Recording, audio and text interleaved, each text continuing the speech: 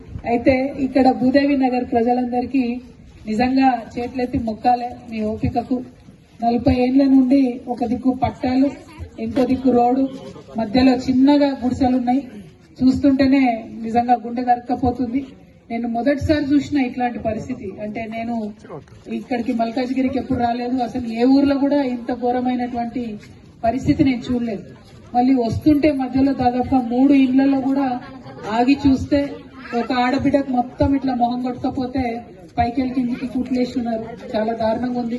ఇంకొక దగ్గర ఒక ఆడబిడ్డ బయటికి ఇక ఎందుకంటే ఇక్కడ కంప్లీట్ గా బాత్రూమ్స్ లేవు, స్నానం చేసే వసతి లేదు, అవతలితలకు పోయే వసతి లేదు. కాబట్టి ఆడబిడ్డలు పట్టాలు దాటిపోతుంటే మరి 2 ఆడబిడ్డలు కూడా ప్రాణాలు కోల్పోయిన విషయం చూస్తే అసలు ఎక్కడున్నాం మనము, ఇదేమన్నా హైదరాబాద్ బీహారా అర్థం కానటువంటి పరిస్థితి అనిపిస్తుంది.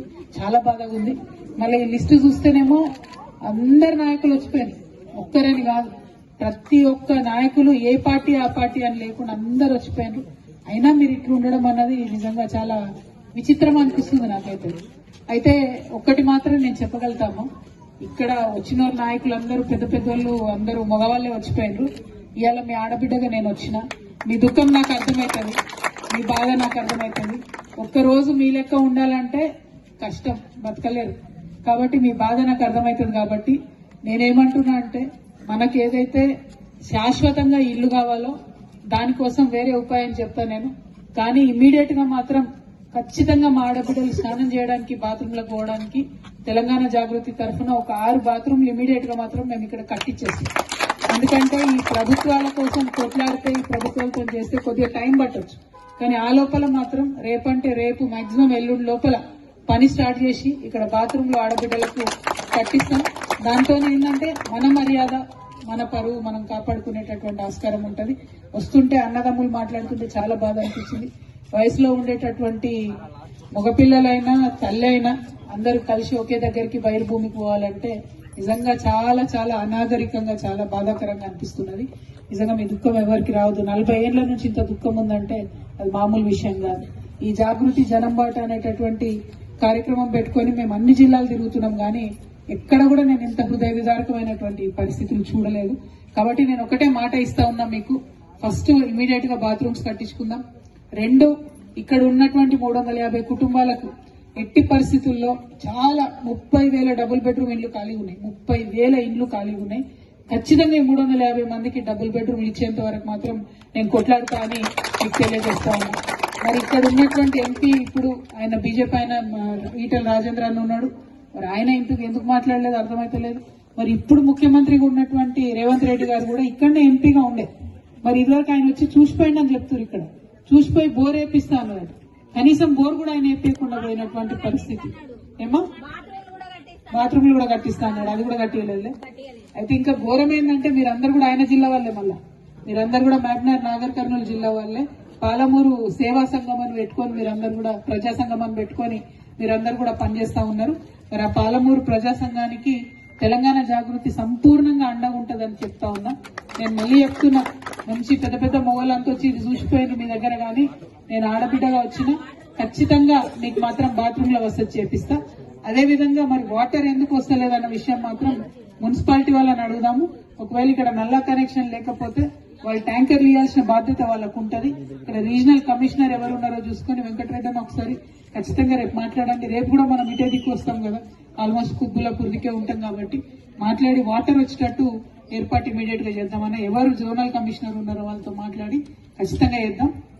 మరి ఇంకొక మాట మీ అందరికి నేను చెప్తా ఉన్నా, ఇంత పేద పరిస్థితిలో ఉండి కూడా మీ పిల్లల్ని మంచిగా చదివించుకుంటున్నారు. ఇప్పుడు మాట్లాడుతున్న పిల్లలందరూ కూడా మంచిగా ఇంగ్లీష్ లో హాయ్ హలో అని చెప్తుంటే చాలా సంతోషం అనిపిస్తుంది. అంటే ఒక మనిషికి ఎన్ని బాధలున్నా, ఎంత దుఃఖం ఉన్నా, ఎట్లా బాధలకి వెళ్ళి ఎదగొచ్చు అనే విషయం నిజంగా మిమ్మల్ని చూస్తే, తల్లుల్ని చూస్తుంటే తెలుస్తుంది. మాకు ఇంకా ధైర్యం వస్తుంది మిమ్మల్ని చూస్తుంటే. ఆ ధైర్యంతో ఇంకా మనలాంటి వాళ్లకు, మనలాంటి కష్టాలలో ఉన్న వాళ్ళ కోసం తప్పకుండా పిడికిలు బిగించి కొట్లాడతామని మీకు తెలియజేస్తూ 350 డబుల్ బెడ్రూమ్ ఇండ్లు తక్షణం ఇచ్చేటట్టుగా ఫస్ట్ పోరాటం చేస్తాం. అది ఇమీడియట్ గా ఉత్తరం రాస్తాం. అదేవిధంగా బాత్రూమ్స్ కట్టించుకుంటాం.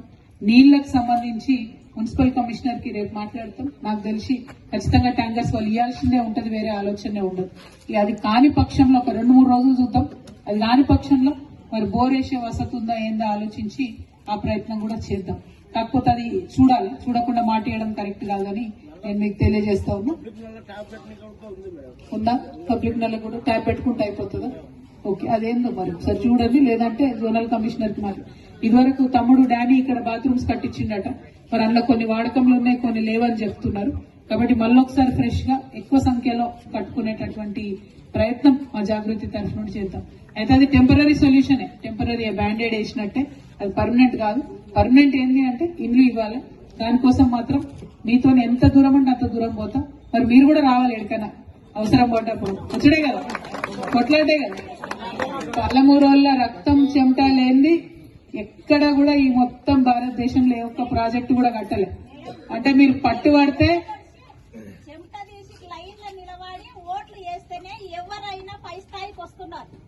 ఇప్పుడు మేము లేకపోతే ఏసీలో ఉండేటోళ్ళు ఎవరు లైన్ లో నిలబడరు. ఇంతగానో చూడవా, ఏసీలో ఉండేటోళ్ళు ఒక మనిషి అనుకో, ఒక మనిషి దూపకు ఆకలికి చచ్చి సన్నవిలువ సంకల పెట్టుకొని ఎండలో నిలబడి ఓటేసేటోళ్ళం మేము.